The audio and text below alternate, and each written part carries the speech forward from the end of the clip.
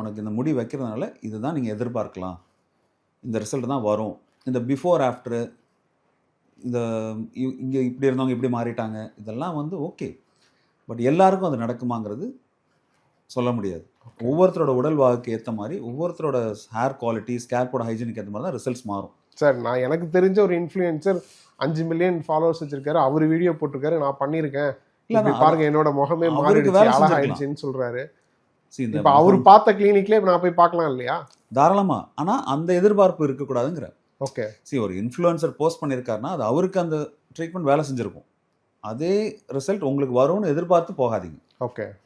Even if an influencer is going to name a clinic, அந்த clinic அவங்க name பண்ணால் கூட, நீங்கள் அங்கே போகணுன்னு விரும்பினாலும் கூட, நீங்கள் போகும்போது ஒரு ஓப்பன் மைண்டோட போங்க. ஓகே, நம்ம போய் ஃபஸ்ட்டு டிஸ்கஸ் பண்ணுவோம், நமக்கு என்ன ரிசல்ட். இப்போ அவங்க வந்து அதே ரிசல்ட் நான் கொடுப்பேன்னு சொல்கிறாங்கன்னா அப்போ அது நீங்கள் கேர்ஃபுல் ஆகணும், அது ரெட் ஃப்ளாக். ஓகே.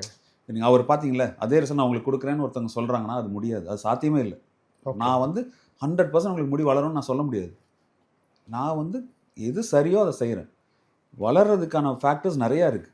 ஓகே. இதுக்கு நாள் கணக்கு எதுவும் இருக்கா சார்? குறிப்பிட்ட நாளுக்குள்ளே இந்த ட்ரீட்மெண்ட் முடிஞ்சிடும், இந்த நாளில் ஹேர் வளர்ந்துடும் அப்படின்னு ஒரு பொதுவாக சொல்லிடலாமா, இல்லை ஒவ்வொருத்தருக்கும் மாறுபடுமா? இல்லை, ஆவரேஜாக பார்த்தீங்கன்னா இப்போ முடி மாற்று அறுவை சிகிச்சை பண்ண நாளில் இருந்து 6 to 9 6 மாதத்துலேருந்து 9 மாதம் ஆகும் உங்களுக்கு நல்ல ரிசல்ட் வர்றதுக்கு. கிட்டத்தட்ட 1 இயர்னு வச்சுக்கணும்.